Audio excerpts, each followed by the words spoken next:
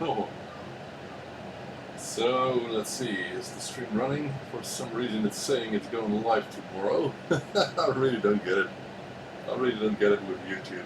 What the hell are they doing? Anyway, let me share the link on Facebook so people can join us here.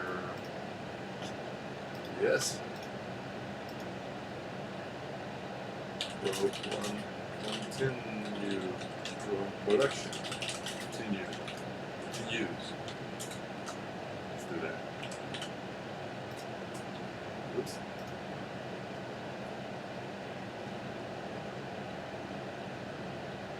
Right. Hey, Peter.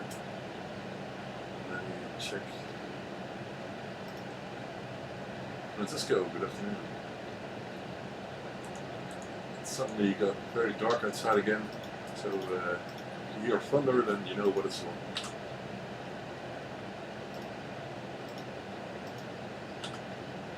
I might have to open my blindness here because they're flapping, making noise, and I don't like that. Just the wind. Because I need to open a window for good health to extract the fumes here. Alright. Let me close down Facebook, otherwise I will get completely insane. I still have to process lots of messages, but I woke up late today because I didn't feel well yesterday and this morning, so I took it easy, started easy. So I actually started about 2 hours ago or something, 3 hours ago. What you're seeing here is 5 Pro 1 interfaces that are assembled and 5 that need to be the same as the 5 above. So we're going to do that. I think I will keep it with those 5. I think it's nice to see in detail what creating these interfaces looks like. Anyway, these are all boards from JLC PCBs, all the matted boards, net boards. And if you don't know JLC PCB, well, let me show you what it is. This video is sponsored by JLC PCB, our preferred board supplier. JLC PCB offers very good quality printed circuit boards, and they also offer SMT assembly and stencil manufacturing services. I especially love these black boards, this is quite obvious from this footage. Also, the matte finish just makes them look gorgeous. And because of that finish, the tracks on these boards are actually quite visible.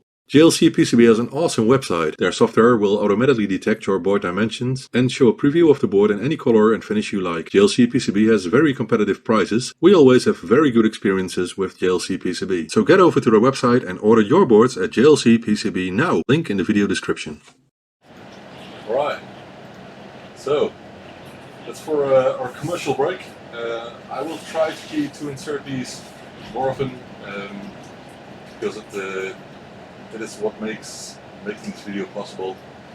And in the meantime, in only a minute, hell broke loose outside. I see hail, I think. Lots of rain, wind and thunder. So I closed the window for now. I have to open up another window, maybe on the other side, but it's completely wet here. Let's get these. Oh my god, I think you can hear it. Let's get started on these. I'm using lead-free solder wire. This one here, because I have to. I hope you can still hear me. Let me know if the noise from outside is messing up the audio. Oh man. Yeah, it's hill, thunder and rain. Right. What happens? I will move a couple of these aside for now because otherwise I don't have enough space. Let's carefully put them there. So let me know if the audio is okay. I hope so. And I wonder if you guys got a notification that from YouTube that I'm live, or did you get a notification that we will go live tomorrow or something? Because I already told YouTube that I would go live about the time that I started the stream. But for some reason YouTube decided that that will be tomorrow. I have no idea why they did it. I still have them, I don't know. Anyway, so this is quite simple elegant connectors. You have to be careful because it's easy to create solder bridges between these pins here, but I do this a lot, you know, so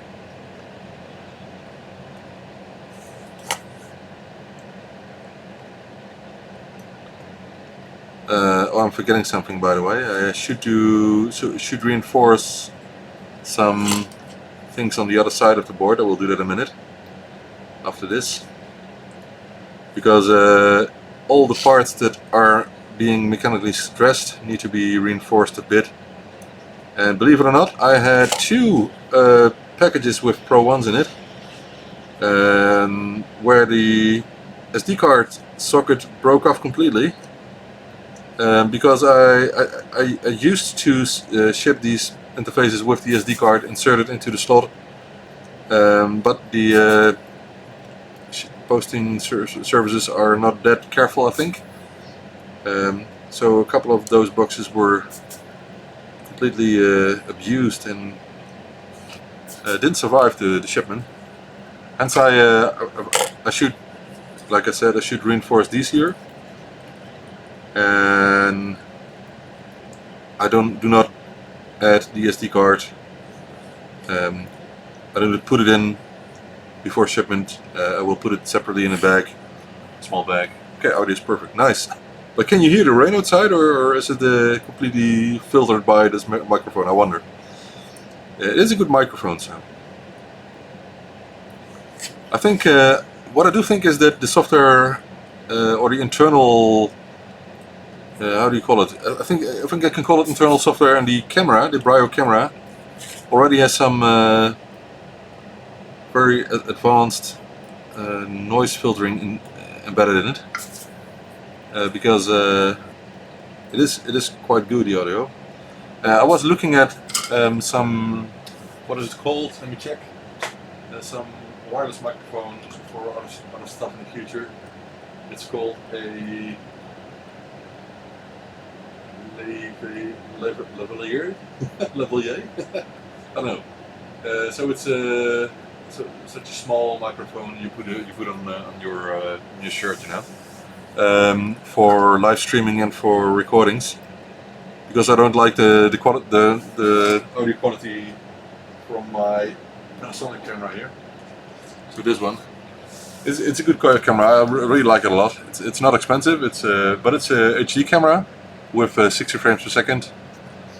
So I like this. But the audio quality is terrible, and you cannot use an external microphone with this. So you only can use the internal one here.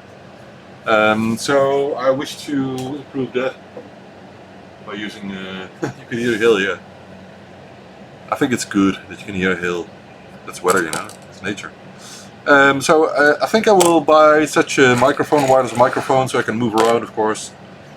But other from that, I think I've got enough cameras at the moment. Okay, so from these 5 boards here, I think 1 or 2 has some are having some solder bridges, and that's just because I'm not very careful when applying solder paste with the stencil. So sometimes there's too much solder paste, or the solder paste is not exactly on the pads, for example. So there can be a couple of reasons for that. I try to improve that. I think I already improved it, because it's a lot less than in the past. Got less solder bridges now. The only reason that I like to prevent this from happening is that it takes time to remove the solder bridges, of course. It's not that difficult. Although with lead-free solder like this, it is more difficult, because you really need to crank up the temperature, and it takes a bit more time. And of course there's danger when you put at the temperature of the soldering iron. There's some danger of damaging the pads on the board.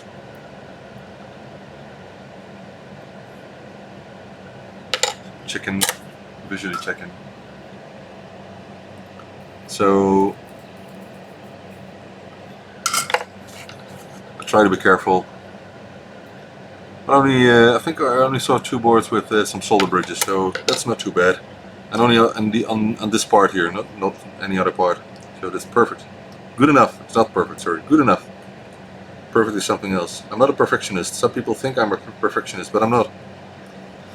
I do find it important that the quality is good, so people will not get product that dies of stupid reasons, of a connector coming loose or something, except for bad shipment, of course. It's something it's not really in my hands, I think. Right. So these tactile buttons as well, because they're being pushed loads of times. So because they're only done by a reflow oven with a tiny amount of solder paste, I reinforced them a bit. Right. Let's see. Yeah, this is the other one. There's another one with a couple of solder bridges, not too bad. It was really a lot worse in the past, and I mean in the past like a year ago, when I started to use the pick and place machine.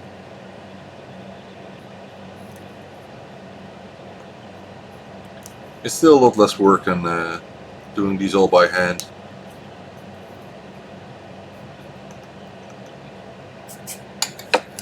By the way, I use a sponge and a brass cleaning tool here. Let me show you. So these two, and the reason is that sometimes I have excessive amounts of solder on the tip of the solder iron, and I will use the sponge first to get rid of that. But sometimes I really want to clean the tip, and I use the brass wire for that. It's really cheap. It's only about €2 getting it from China, including shipment. So there's no reason not to order something like that. But the sponge is still useful as well. So I try to only use the brass stuff. But this is better, this combination. That's what I think, at least. All right. And gone are the solder bridges.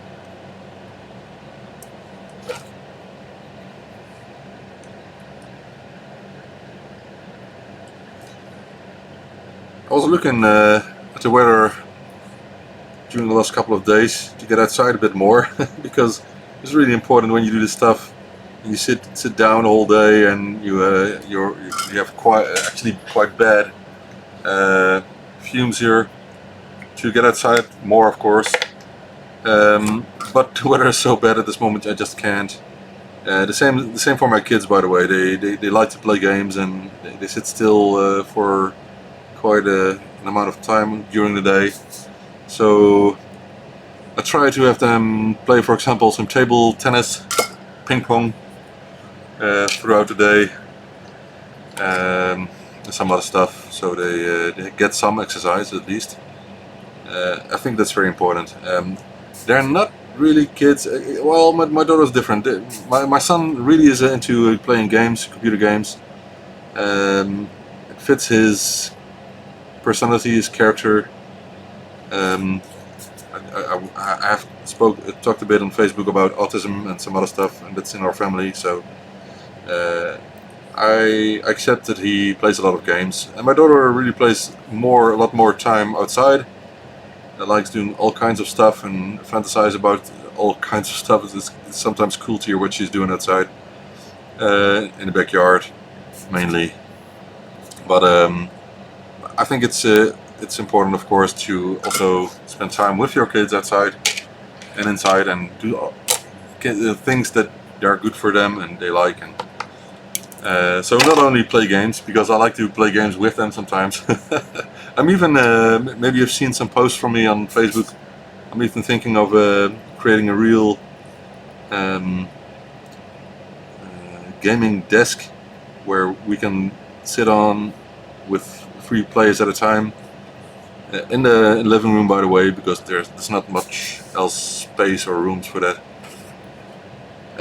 So I'm trying. I'm thinking of building something like that myself.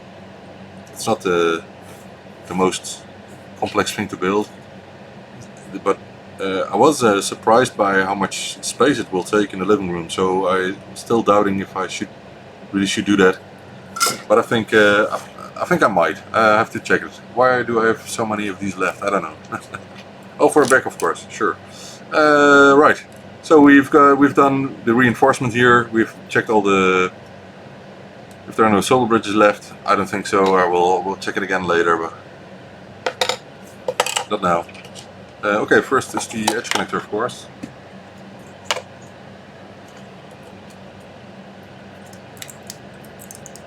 Because if you put on too many parts on the top, it will be harder to solder it on correctly. And the reason it will be harder is because it must be leveled. So I want to make sure that it's completely in line with the board.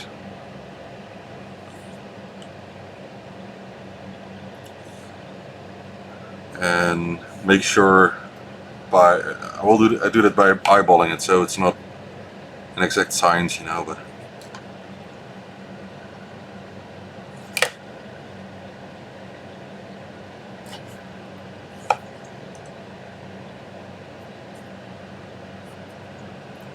that's the downside of horizontal interfaces, but it's not the biggest deal. So I was talking about lead-free solder and the temperature for the solder iron, and it's over 400 degrees Celsius at the moment, and that's the only way of making sure I can solder things like this fast and this easy. The downside is that I really use quite a lot of tips for the solder iron, so some people will think I'm crazy, but I think that's because the very cheap Weller soldering iron station I bought is made of very bad quality. I've ranted about it some times before. It falls apart. Really, I've used a lot of super glue here already to keep it in one piece. And I think this design and the parts they used are the cause of me needing so many of these spare tips. So I got a couple here, spare tips from Weller, and these are fortunately only €5, so it's not something that I can stay awake for, but it's still something I think that shouldn't happen, that you need about a tip every month. But maybe it's normal, I don't know. I think it's quite a lot. I shouldn't have bought this Weller solder station. Next time it will probably be a Hecko.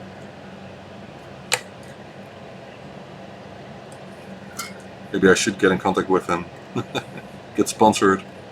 I don't know. I'm not really yet into much sponsoring. So JLC PCB contacted me, and they did an offer, and I couldn't refuse, if I can call it that. It's not that special, but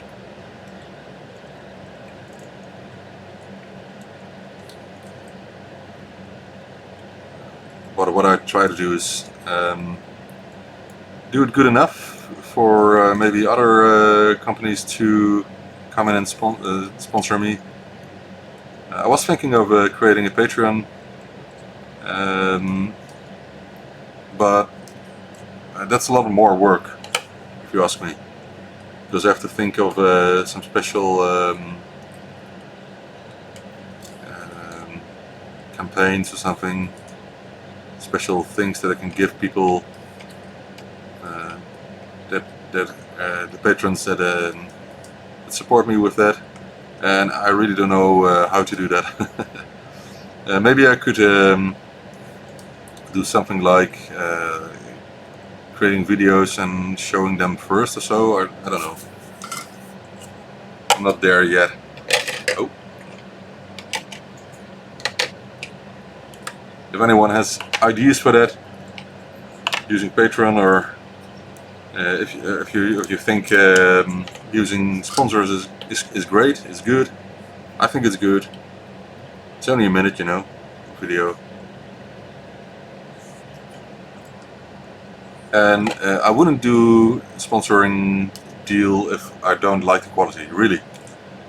So JLC PCB never has let me down.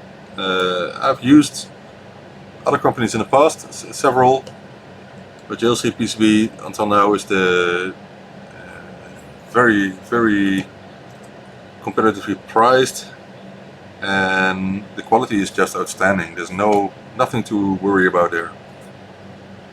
I really like it. It surprised me how easy it is to get in contact if you need to. So nothing to complain about JLC PCB.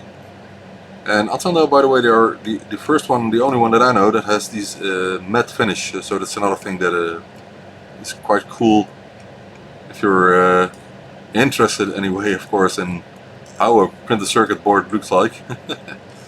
But for these interfaces, it is kind of important because I sell them even without case for people who have lower budgets and like seeing or don't worry about seeing the naked board with all the parts on it.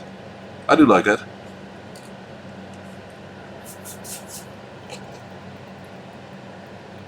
Alright. So after this, most probably we're going to get some homemade pizza. I know it's really early for some. It's 4 here in Holland, but I need some more energy because I don't feel that well. But there's not much that will keep me from having a good appetite, by the way.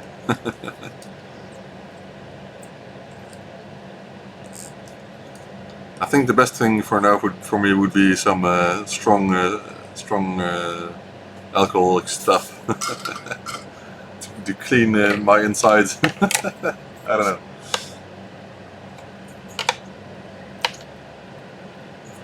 Yeah, well, Franco, I think you can be. Some company can come and offer you something that you think might be reliable, but it turns out to be non-reliable. I don't know, but until now, JLC PCB seems to be very reliable, so no problem with that. I will keep an eye on it, of course.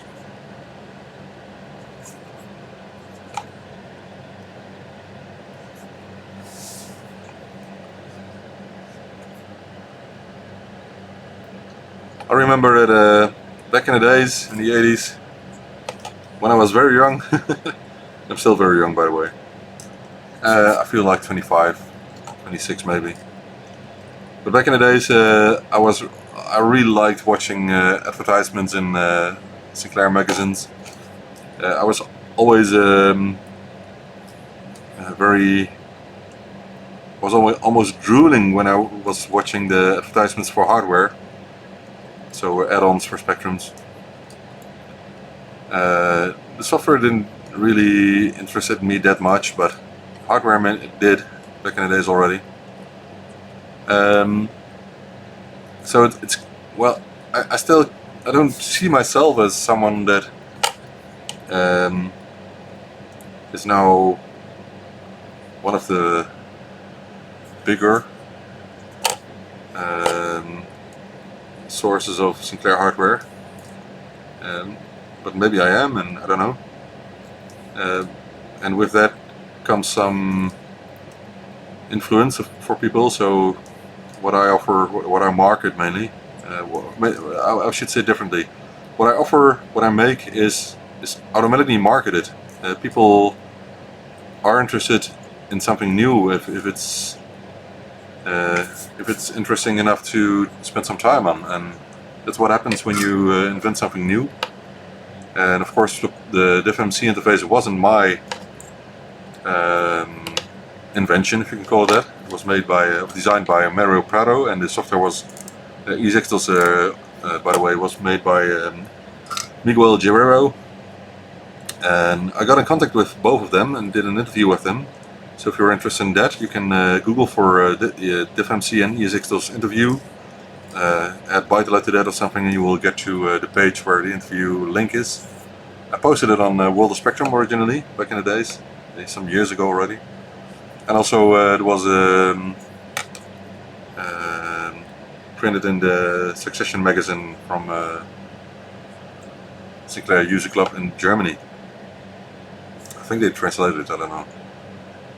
So I really like the history about both ESX and the DFMC. And of course I asked Mero Prado if he allowed me to manufacture the interfaces back then. It was, I think, in 2015, so just after I started producing diff IDE interfaces. And he wasn't planning on making more than himself, so I could.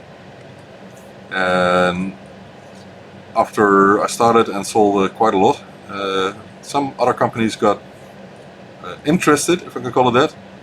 Maybe you know what I wanted to say, but and also started producing DFMC interfaces. And one of them was really aggressive and very negative about my products. I don't know why. I've never gone in contact with the company ever, so really puzzles me why a company would do that. But anyway, it is their marketing, and if they want to do that, it's up to them. I would never be negative to another company without any reason. So anyway, I'm still selling loads of these every day. So I should make loads of these, but unfortunately I only have 24 hours in a day. Wish I had more. Right. Hey Dorigo, good afternoon from Dublin. Welcome. I think I can open the window again because my air is getting polluted here.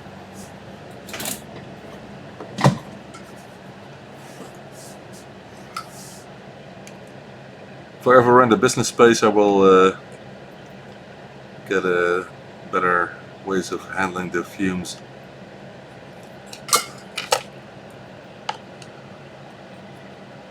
But my goal with ByteDelight still is keeping it simple and making a living of it,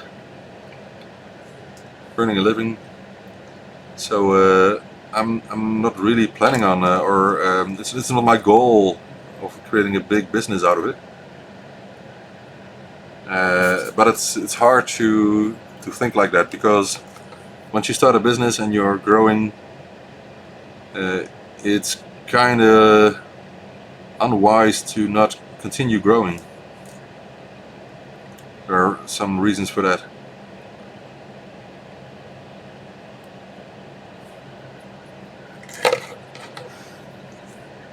But I hope I can think of something to keep it relatively simple, still make a good living out of it. Oop. Right.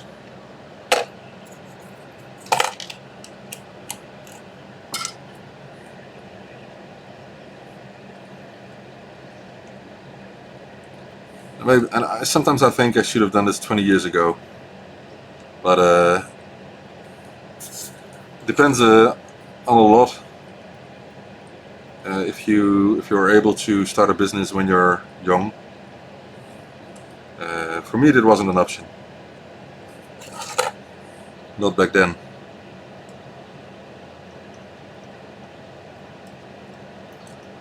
And some general reasons for that are, for example, that 20 years ago it wasn't really normal that you would give young people advice to start their own business. It was really an exception if you did that. But nowadays it's completely different. There are so many startups nowadays, and young people running a business. So the climate has changed a lot, and especially the place where I live in Eindhoven here, there's a really lot of support for small businesses and startups to make something of it. So for example, you can really get cheap office spaces if you need. They use some old Philips buildings for that, for factory buildings. They repurposed those buildings and made offices of them with security measurements and other stuff.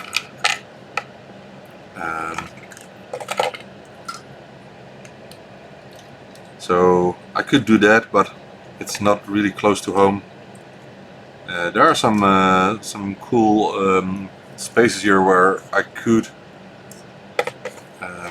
run my business, but it will cost me so much more money, you know. And the other problem is I wouldn't be at home during the day, which is one of the reasons I decided to do ByteDelight full time.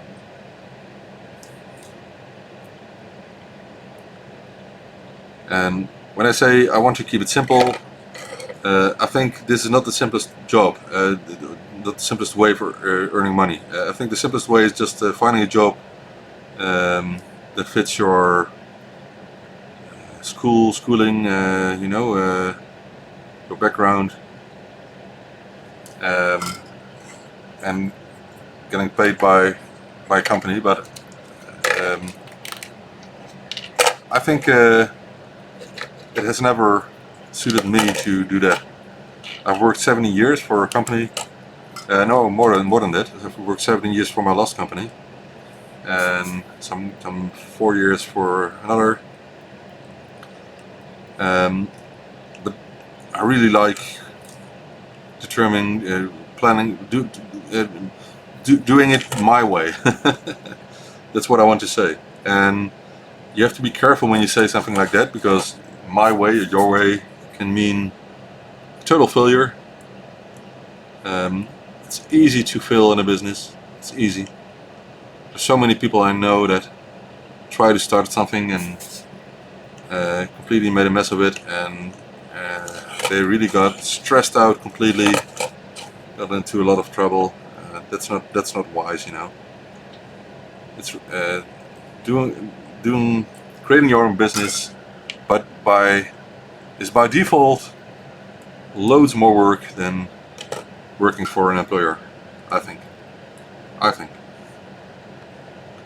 I don't know any self-employed person that has an easy time earning their living, you know. So I might be wrong.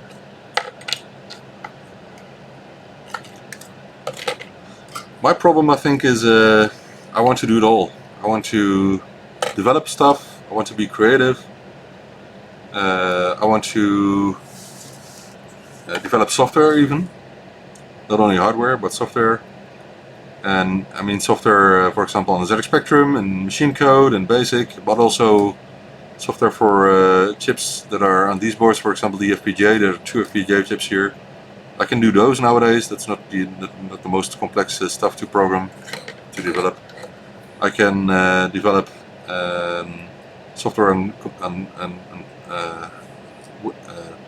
PCs, so .NET applications I can do, but I've not done many. But I can do that. Web applications I can do it, but it's not my specialty at the moment. And I do a lot of Visual Basic for applications. So in Excel and Outlook, and I really love automating things in Excel and Outlook.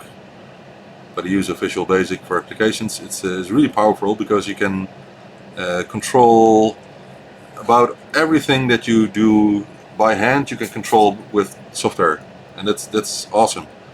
And you don't need very complex stuff to, for example, control Outlook from Excel. You don't need very powerful stuff. It's all there already, and that's a good thing about the Office packages from Microsoft. It's very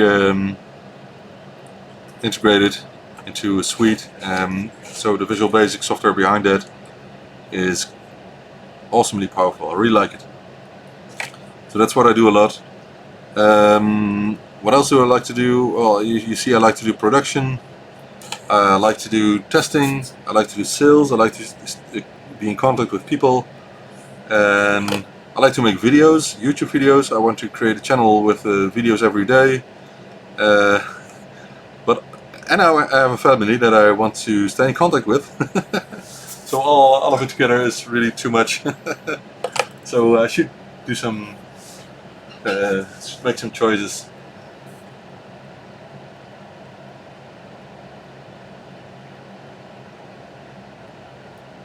Yeah, well, it is a problem. Growth is a problem. For me, it's a problem.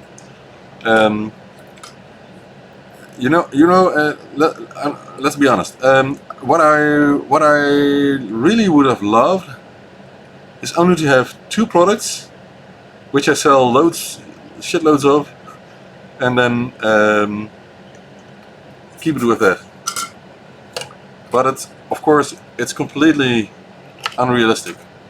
That's what many failing companies try to think of, to just have one or two products or services, and they can make a living out of that, and it will stay like that forever. It's impossible. It's really impossible, because if you have a successful business with an idea like that, it's only a matter of time, really, that someone else will see what you're doing and see how simply you're earning money that way, and they will mimic it. They will do what you do, or they will improve it, and then your sales will go down, or even maybe stop, because someone else has a better product, and your product may have some flaws, or is not improving or something, I don't know, something like that.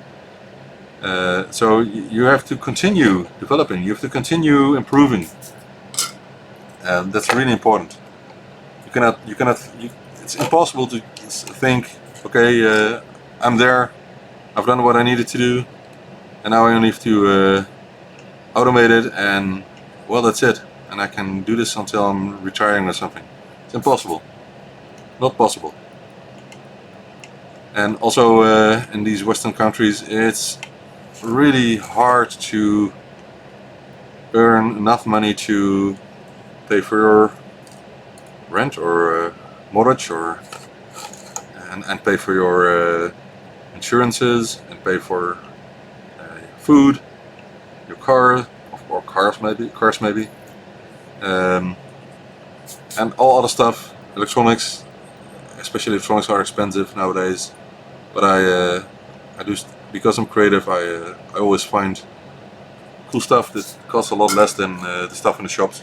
Anyway, for example, a couple of years ago I bought some tablets from China. I even made a review of it, which is one of the best viewed videos ever until now. So I'm still earning money from the video. And the tablets that I bought that back then only had 1 gigabyte of RAM, and what is it? I think 8 gigabytes of storage or something like that, maybe less, not much. And it's becoming clear that those tablets are not holding up, of course. So they need to be upgraded, and my wife and me also have some applications that are not working properly anymore because of the age and the lack of memory and other stuff on those tablets. So of course you cannot compare to an iPad, and you cannot compare to, I don't know, something from Samsung. I don't know. Why is this joystick connector not completely inside? I don't know. Let me check it out again. But what I did is I was looking for some upgrades for those, and I found newer models from the same brand. So I will give it a chance and order 2 of those with more memory, 2 different models, by the way, and we'll do a review again. Why not? And those the tablets only cost about 60 to 80 euros, including shipment. So there's not much need. If you're not using a tablet for gaming, for example, who uses a tablet for gaming anyway? My kids do, they try to.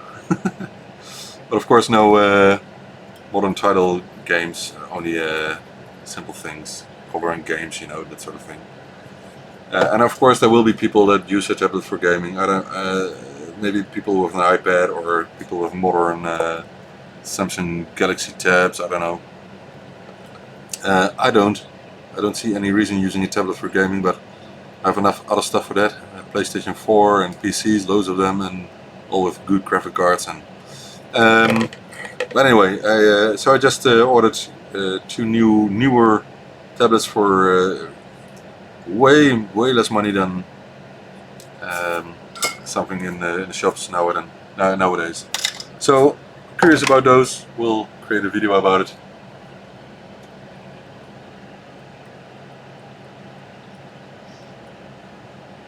Yeah, you're totally right, Franco. If the market is how do you call it, satisfied? I'm looking for the correct word. In the meantime, we finished 5 more.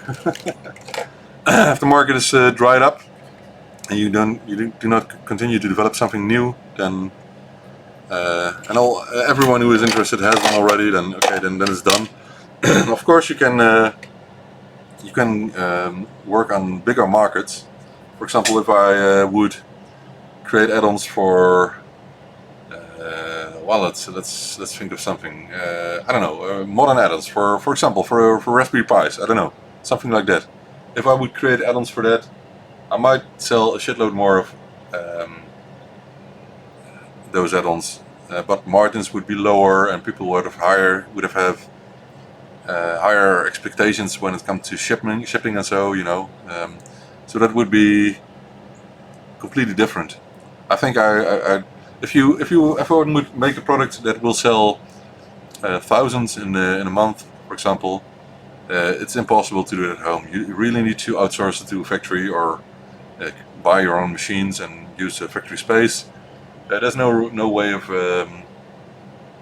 keeping it at home. So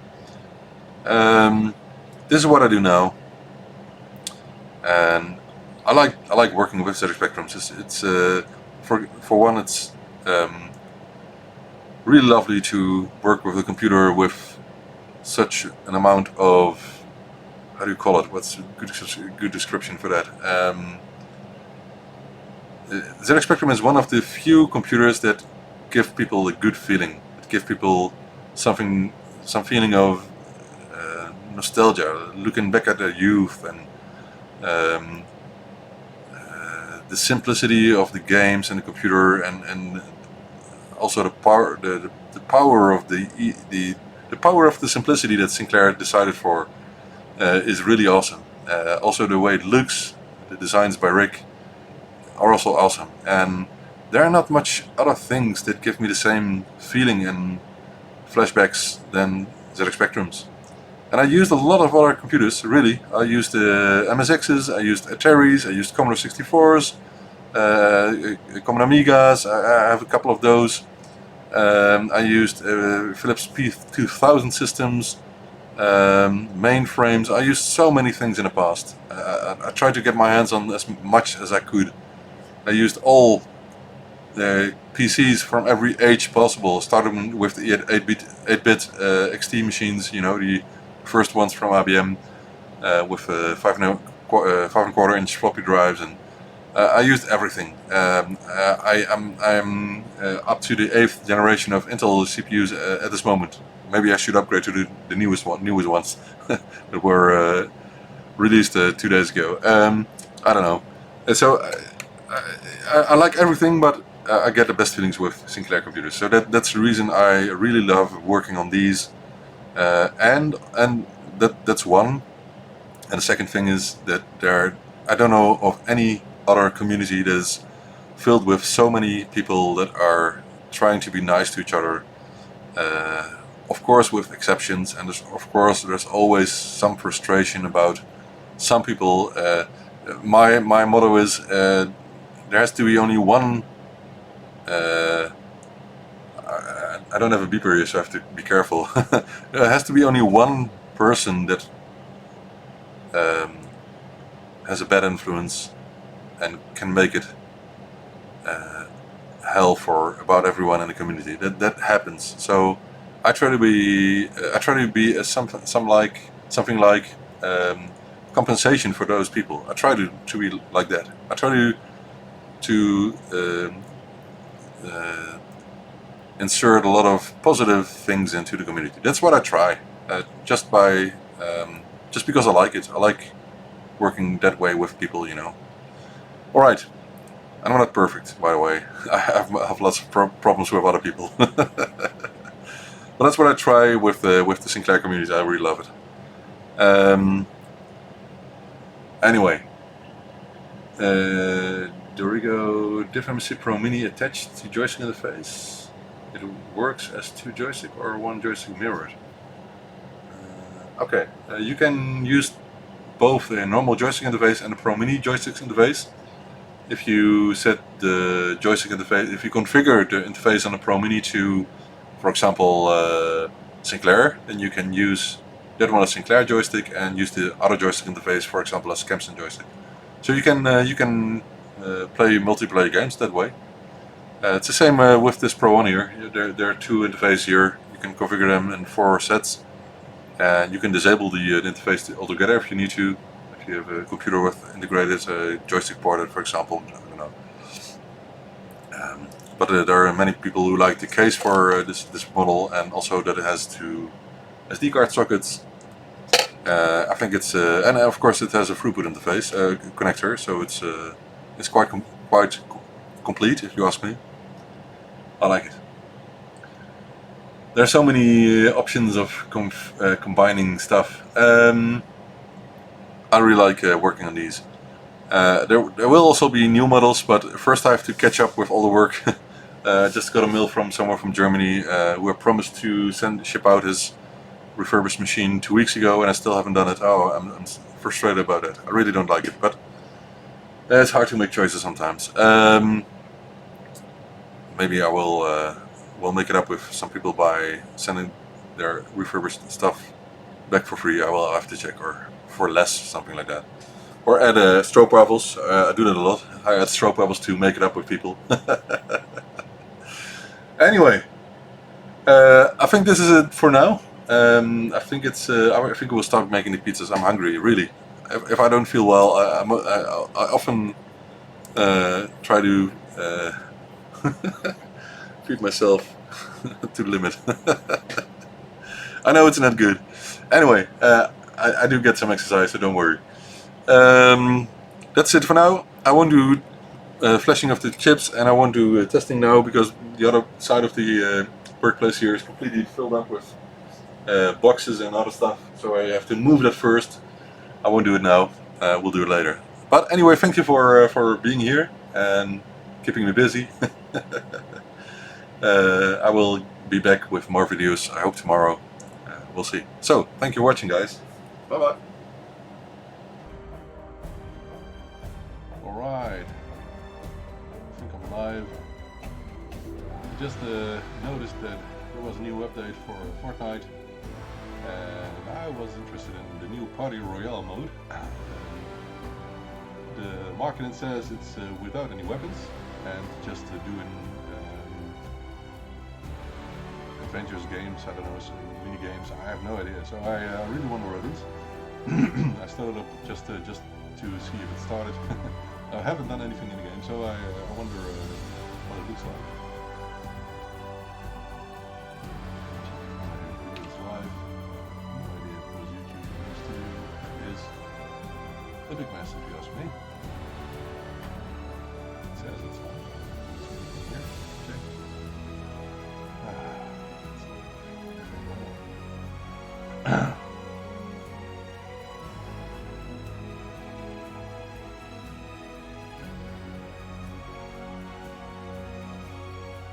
That's not